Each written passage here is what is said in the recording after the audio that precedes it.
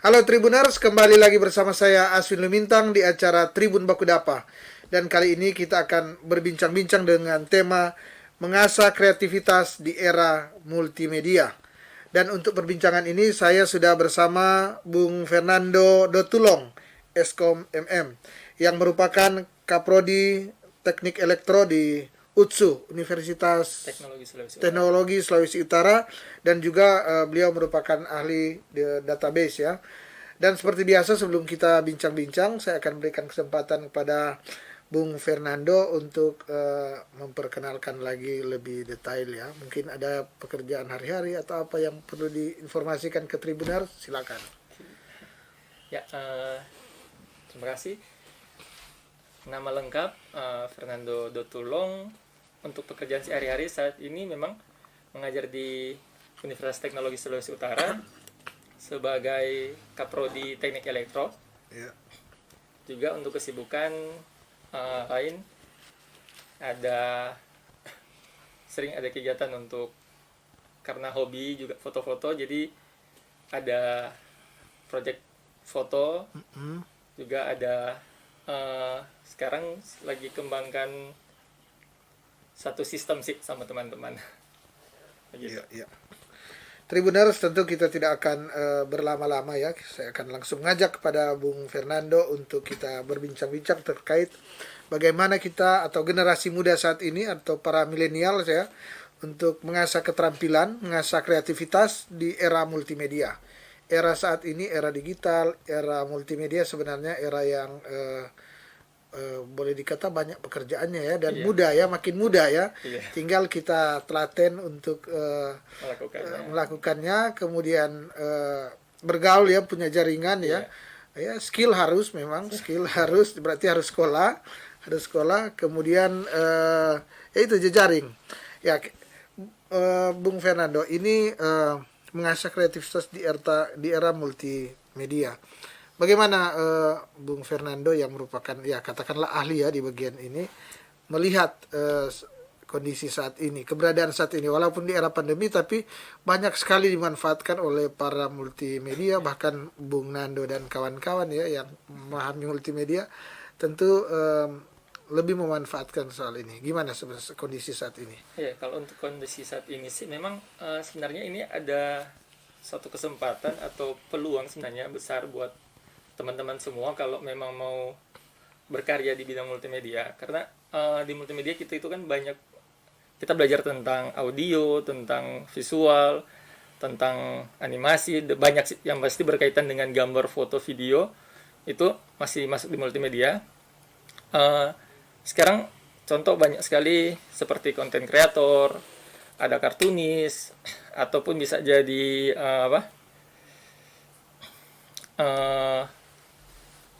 bisa buat logo untuk dijual. Ada banyak sekali kesempatan sebenarnya, karena di era pandemi mungkin kita lebih banyak waktu di rumah mungkin, jadi memikirkan ya ini benar. Kita bisa kreativitas ya. Ya, kalau kita memang kreatif, kita bisa mampu membuat diri kita lebih kreatif lagi.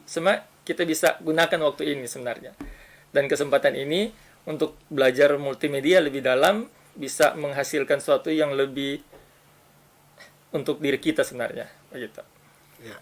Bung Fernando, ya ini ya di multimedia mungkin dulu ya banyak juga orang yang sudah mempelajari akan multimedia ya.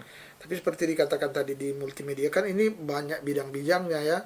Ada fotografer, ada video ya, ada banyak lah ya, banyak spesifikasi ya.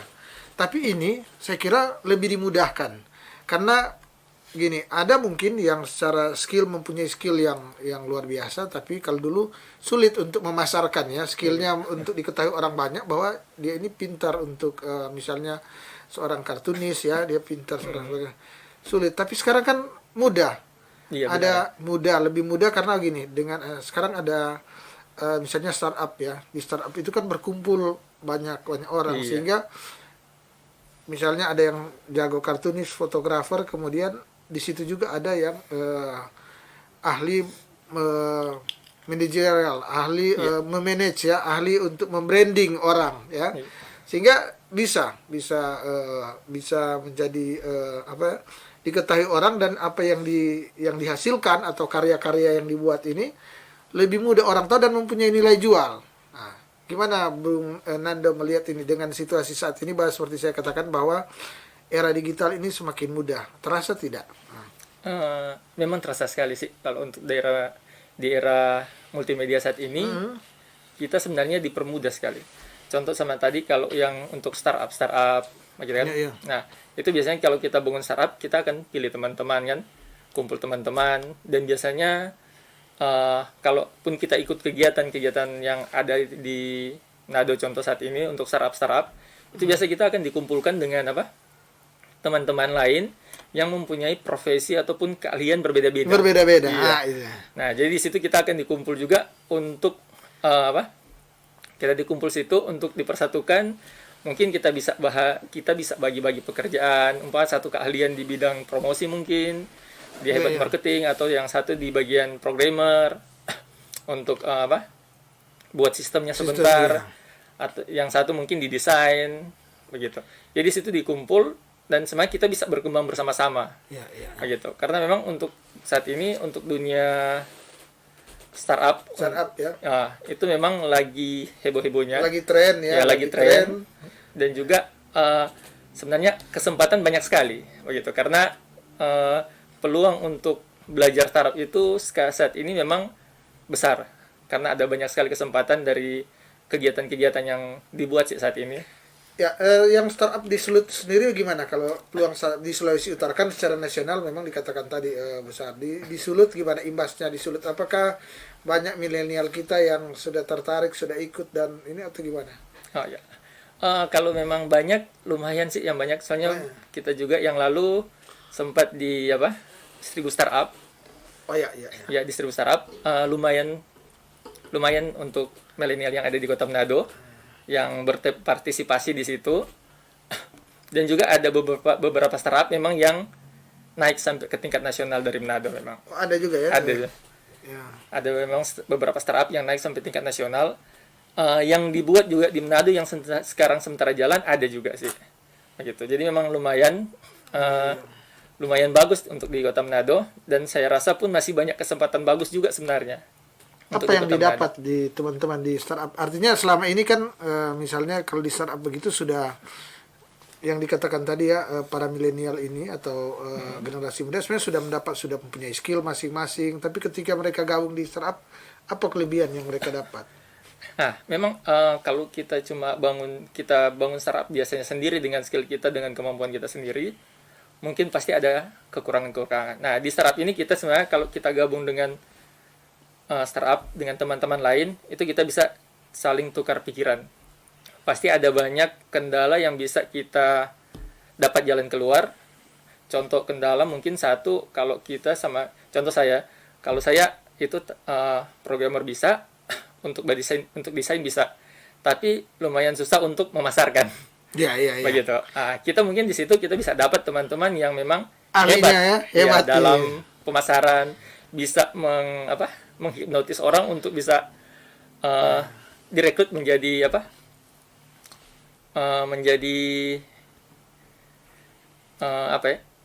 peminat mungkin dari produk ya kita. ikut ya dengan minat atau melihat talenta kita atau hasil karya kita, mereka suka suka ikut melibatkan diri ya, melibatkan diri, membantu modal mungkin. Bisa. Iya. Tribuner, saya kira menarik ya di awal perbincangan kita saat ini, bahwa di era multimedia ini apabila kita optimalkan ya, apalagi dengan era digitalisasi saat ini, era digital tentu bisa dikonekkan dengan berbagai hal ya. Connectingnya bisa jadi semakin luas, luas ya connectingnya. Tapi Bung Fernando yang juga pengajar atau dosen di elektro ya. Elektro ini melihat kira-kira bagaimana sebenarnya peluang ke depan dunia multimedia ya. Kan saat ini kalau bicara multimedia tentu sudah bergerak cepat ya, beda. Kita benar, juga ini kan di era multimedia. Ya, ini salah satu bagian multimedia. Khusus misalnya di Tribun. Di Tribun itu ada media cetak, kemudian online. Ada aktivitas ini ya, ada Iya. aktivitas digital kalau di Digital, sini iya. dikatakannya. Ini merupakan tentu memanfaatkan Peluang. situasi saat ini sehingga boleh dikata menjadi raja media kecil di Sulawesi Utara ya di Benar. sini ya. Kalau Bung Fernando melihat ya multimedia yang berkembang saat ini, maksudnya ke personal, ini ke teman-teman. Tentu di situ kan membutuhkan keahlian ya. Iya. Kayak misalnya sekarang, kalau dulu tentu orang cuma di multimedia cuma menulis sebagai wartawan, membuat berita, kemudian ada teman-teman desain ya, desain grafis, ada kartun ya, bikin Kartunis. Ya. kartunis. Sekarang lebih berkembang lagi kan dengan adanya ini, bahkan sekarang berkembang Ke ke era meta, VR. iya, ke kan Iya. udah sebenarnya kan yang metaverse itu kan Metaverse, bagian juga dari multimedia. perkembangan dari multimedia. Benar. Multimedia. Gimana Bung Fernando melihat ini ya? Dia berkembang demikian jauh, bahkan boleh dikata menuju ke tanpa batas ini Iya, ya. benar sih. Ya. Gimana? Memang kalau dari pengalaman sih, saya dulu memang tahun 2000-an itu juga sempat terjun di multimedia juga. Itu belajar foto, belajar untuk videografi, sering ikut-ikut jadi kameramen untuk acara-acara. Iya. Nah, tapi memang ada sedikit meredup itu. Nanti di tahun-tahun 2000 ke atas itu ada pertama itu yang sempat naik dulu itu pertama fotografi. Fotografi Iya. ya. Sejak keluarnya kamera digital, fotografi mulai naik. Sudah Di ini ya, digandung ya karena iya. lebih ya. Karena mungkin kalau dulu kita itu foto pakai film, habis foto nanti setelah dicuci baru bisa lihat Lama hasil. ya. Lama. Keluar Prosesnya. biaya dulu baru bisa lihat hasil. Tapi sekarang kan setelah potret mungkin kalau kurang bagus bisa dihapus. Bisa dihapus ya. Iya, langsung ketahuan hasilnya seperti apa. Nah, mulai dari itu dia naik-naik sampai sekarang mungkin pas keluarnya YouTube. Nah, sama-sama rame-ramenya YouTube banyak yang jadi konten kreator. Nah, di situ juga sudah mulai heboh tentang editing video. Nah, keluarnya After Effects juga mulai banyak juga yang gunakan. Iya. Begitu untuk buat efek animasi dan lain-lain. Jadi berkembang ya. Berkembang sangat Bukan cepat. Termasuk sekarang kan yang perkembangan yang memang lagi tren juga untuk virtual reality. Yang sekarang memang sementara dikembangkan juga dengan augmented reality atau AR. Itu juga sekarang sementara lagi tren ya, lagi tren. Gitu. Jadi itu banyak sekali semua yang kita bisa buat sebenarnya dengan Kan mempunyai bahan-bahan nilai seperti jual yang tinggi. Artinya Iya. bisa persoalannya kan teman-teman ya generasi muda yang ini tentu ini bisa menghidupkan ya benar, kan? benar. Sekarang kan beda sama dulu kan. Contoh kalau kita pun mau foto, mungkin butuh kamera yang beli kamera lumayan mahal. Begitu. Kita cari juga filmnya juga. Kalau sekarang modal handphone saja itu sebenarnya kita sudah bisa menghasilkan begitu. Iya. Kita sudah bisa berkreasi sebenarnya dengan handphone. Karena handphone itu sudah ada kamera yang lumayan bagus. Lumayan bagus. Ada aplikasi-aplikasi yang ini ya. Aplikasi-aplikasi sudah mendukung. Jadi kalau dulu kita habis foto, editnya mesti cari komputer. Sekarang kita nggak perlu cari komputer saja, di dalam handphone bisa. Begitu. Kita bisa edit sendiri. Ya. Itu pun Dan bisa. tools-toolsnya yang bisa yang ini kan bisa memandu dia ada ya. Banyak. Ya. Banyak. Dan lebih mudah malahan sekarang. Begitu. Interface-nya lebih gampang, lebih gampang dipahami, begitu. Editnya juga gampang, apalagi sekarang yang saya lihat sih di handphone untuk contoh edit video. Itu ada template-template yang kita bisa pakai. Itu tinggal tarik video, tampal-tampal, sudah selesai Menarik videonya. ya, Dan jadi pastinya bisa dinikmati oleh banyak orang. Ya. Iya, benar sekali.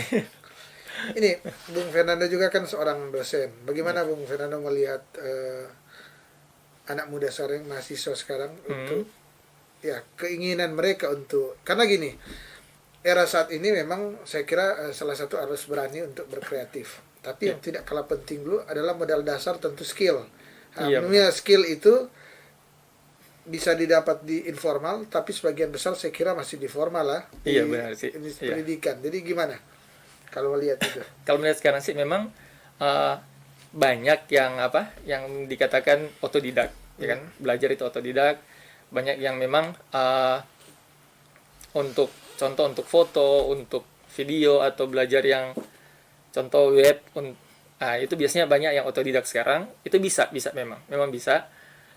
Tapi menurut saya sih alangkah baiknya kalau dia sebenarnya sekolah. Sekolah ya. Iya. Iya. Karena sekolah kita belajar itu dari dasar. Dasar. Kita kasih dasar, kita belajar tentang dasar-dasarnya. Pada saat perkembangan apa saja pasti kita bisa mengikuti. Lebih mudah. Iya. Lebih mudah. Karena basicnya kita udah ada ya. Iya, benar sekali. Jika kita menguasai basicnya, pasti untuk ke depannya itu kita belajar lebih mudah. Walaupun dunia itu berkembang, mungkin multimedia itu Ya, banyak cabang, akan tapi jika kita kuasai dasarnya, pasti lebih gampang mudah kita belajar untuk yang cabang-cabang yang lain, gitu sih. Iya.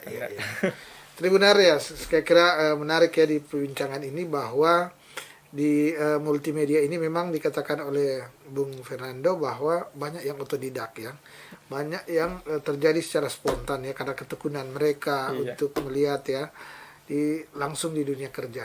Tapi dikatakan tadi bahwa alangkah baiknya memang mengikuti pendidikan formal sehingga dasarnya sudah ada, sehingga ketika masuk di dunia kerja ya, dunia kerja tentu ada perkembangan karena perkembangan di multimedia kan sangat cepat. Iya, sangat cepat. Betul. Sangat cepat, tapi ketika dia mempunyai dasar ya lewat pendidikan di sekolah tentu lebih mudah. Lebih mudah untuk ya tadi dikatakan oleh Bung Fernando, lebih mudah untuk mengikuti. Dan Bung Fernando, ini kan ujung-ujungnya tujuannya adalah tentu bagaimana skill, talenta tadi ya yang sudah kita perbincangkan ini mensejahterakan diri kita, membuat kita nyaman menghidupi.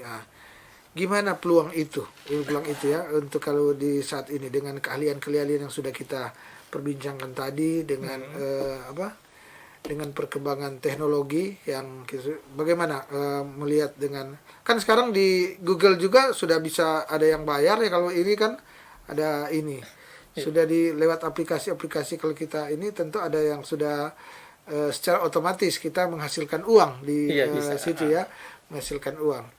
Tapi ada juga ya tentu yang secara manual ya, manual ya.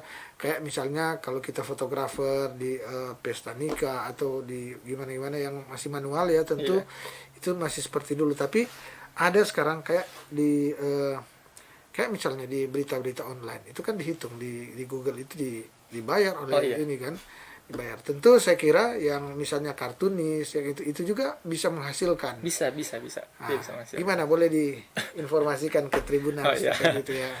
Contoh yang gampang juga sebenarnya fotografer.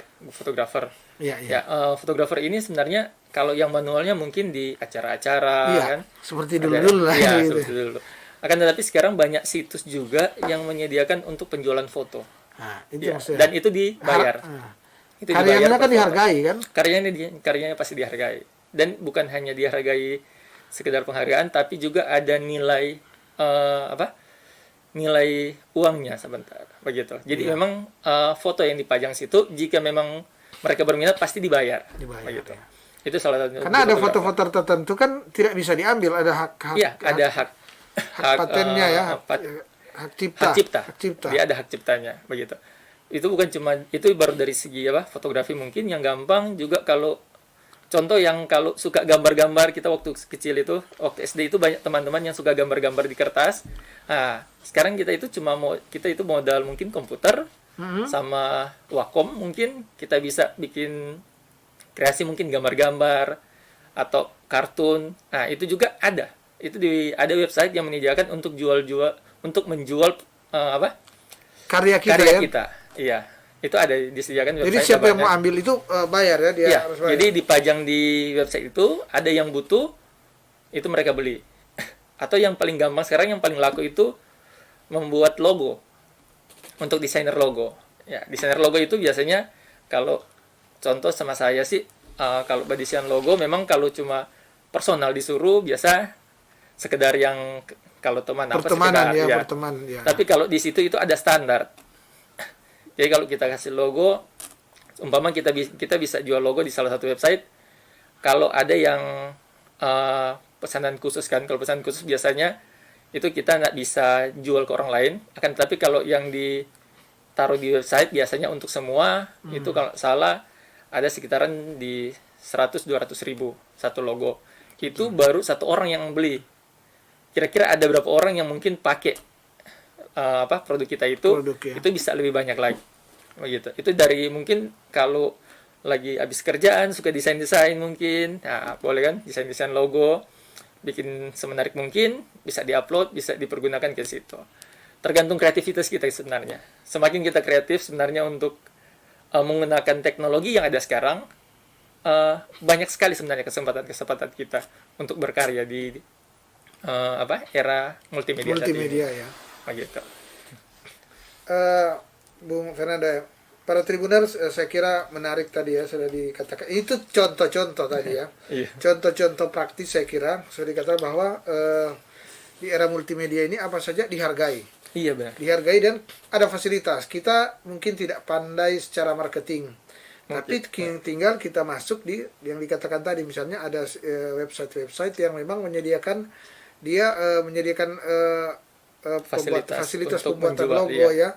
Jadi dia itu tempat pemasaran kita, kan. Dia benar. menjadi tempat pemasaran. Jadi dia ngambil sekian, kita dapatnya sekian. Ya, kan benar. mudah. Jadi kita nggak perlu lagi untuk menawar-nawarkan, oh saya suka tahu bikin logo, saya tahu gini, langsung langsung bisa pasarkan. Langsung bisa pasarkan. Dan biasanya orang-orang yang sudah biasa di dunia maya ya, di Google ini, mereka sudah tahu, langsung masuk di situ, ya.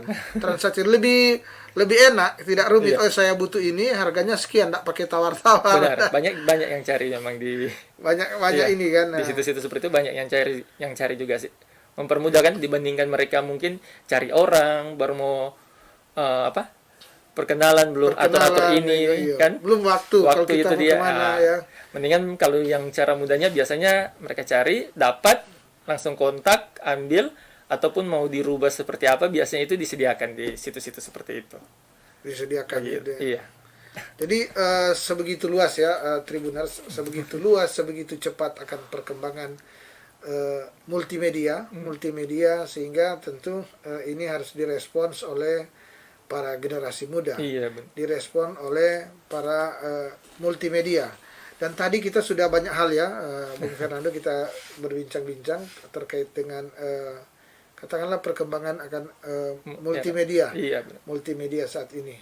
Dan salah satu ya, kita sudah sentil tadi, salah satu yang menjadi kekuatan, yang menjadi ini, yang lagi top sekarang adalah startup ya. Iya, startup. Startup. Iya. Nah, ini startup ya, bagian dari multimedia. Dia secara gimana untuk dari Sulut ya, saya ingin mengulang bahwa dari Sulut kemarin ada 1000 startup. Iya. Nah, ke depan apa lagi yang teman-teman startup dari Sulut ini untuk menggelar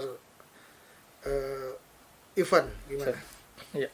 Nah, kalau untuk event mungkin kita juga kurang tahu banyak, Iya. tapi yang baru-baru sih memang ada startup, 1000 startup, juga ada backup, itu juga. Dan saya tahu itu diselenggarakan hampir setiap tahun. Itu ada sebenarnya. Setiap tahun, iya. Kalau saya yang pertama itu ikut yang startup weekend, begitu. Itu juga kalau nggak salah ada sih, hampir setiap tahun itu ada. Mereka buat untuk teman-teman jika mungkin ada ide-ide, atau teman-teman punya konsep-konsep untuk buat satu sistem untuk apa semua. Kalau gabung di situ saya rasa mungkin bisa tercapai apa yang menjadi keinginannya. Di startup begitu ada juga yang semacam home industry atau UMKM atau gimana? Untuk home industry sebenarnya ada sih yang memasarkan itu. Iya, karena itu biasanya kalau untuk startup itu kita dari semua lini bisa masuk di dalam dengan ide kreatifnya seperti apa, itu biasanya diolah secara bersama-sama dengan teman-teman lain. Begitu. Ya. Tribuners, jadi salah satu bagian ya, kita sudah panjang bercerita terkait dengan di multimedia ini, termasuk dengan startup ya, startup tadi. Dan di multimedia juga ini ya, seperti kita saat ini ya, kita ini dari Tribun ya, mengembangkan justru multimedia ya, multimedia. Kalau Bung Fernando melihat ya sebagai dosen, tentu melihat kan banyak juga teman-teman sekarang yang membangun ya akan multimedia. Sekarang ini eh, banyak influencer ya sudah sampai ke influencer. Itu juga kan bagian dari pengembangan multimedia. Iya, benar. Multimedia. Bahkan sekarang menghasilkan yang di ini. Contoh misalnya di Instagram ada yang menghasilkan sampai bahkan membuat konten-konten yang menarik, kemudian dari situ dia dapatkan penghasilan yang lumayan. Yang lumayan. Gimana Bung Fernando melihat terkait dengan ini ya? Ini mungkin yang di kalangan milenial juga selain startup yang paling laku ini dia paling. Iya, betul sih. Kalau untuk sekarang memang itu sebenarnya peluang yang paling bagus. Ya. Memang. Kan dia hanya membuat konten. Iya, dia hanya buat konten. Kan yang saya tahu sih itu pengguna internet juga di Indonesia sangat besar. Terutama pengguna Facebook, Instagram sama WhatsApp sih. Ini pengguna Instagram dengan Facebook itu lagi naik-naik. Kita sebenarnya bisa menggunakan peluang itu sebenarnya. Peluang. Kita tinggal buat konten untuk yang bisa menyenangkan orang. Mungkin kita tidak perlu buat konten yang mungkin terlalu berkonsep seperti apa. Itu yang penting kontennya itu bisa menyenangkan orang, pasti bisa naik. Gitu. Kalaupun kita contoh sama saya itu kurang bisa itu berada di depan kamera untuk membuat konten, mungkin kita bisa cari teman. Yang biasa mungkin biasa di depan kamera, kita yang jadi di konten kreatornya. Kita yang buat nanti yang edit yang apa semua kita upload. Itu bisa jadi.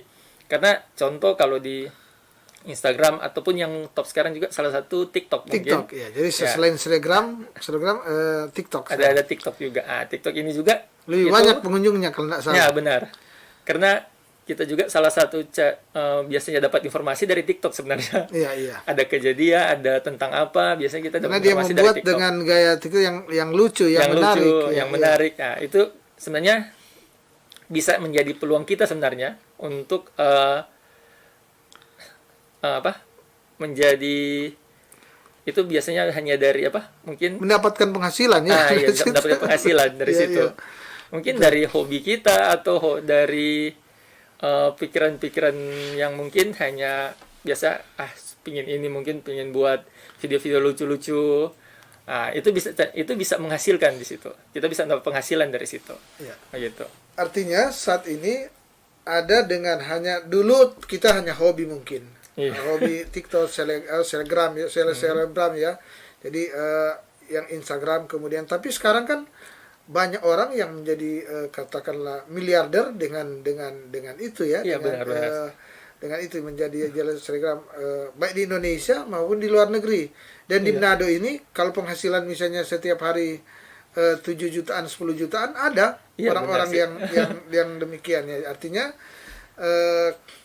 multimedia sudah berkembang demikian jauh ya, sudah berkembang demikian jauh dengan adanya fasilitas-fasilitas dan aplikasi-aplikasi yang tercipta saat ini yang ada. Dulu mungkin orang hanya hobi kita bikin TikTok, hobi masuk di Instagram ya.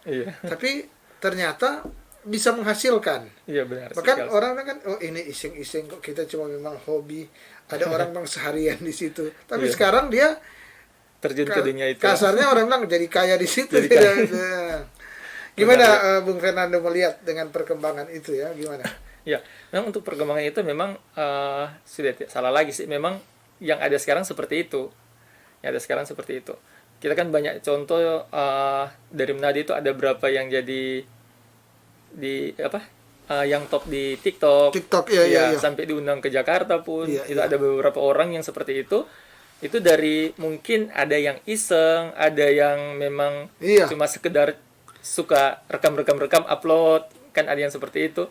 Nah, tapi itu mungkin yang bisa menjadi hiburan bagi orang lain, akhirnya diminati. Betul. Jadi hiburan bagi orang lain dan penghasilan bagi pelaku. Kemarin saya sempat pernah diundang oleh Kementerian Kominfo menjadi moderator di situ. Dan narasumbernya itu orang-orang yang masih usia muda, jauh lebih muda dari saya, usia 20-an belasan. Tapi sudah menghasilkan jutaan, ratusan juta, puluhan juta. Yang ini karena saya tanya ini Saya karena memang mungkin tidak mengikuti secara teratur ya akan ini. Jadi sebenarnya tidak mengenal, tapi ketika ini yang penghasilannya sekian loh, masih muda, Iya. belum menikah. Udah artinya ya Tribuners ini mau mengatakan bahwa dunia kita saat ini yang dulu kita katakan main-main di Instagram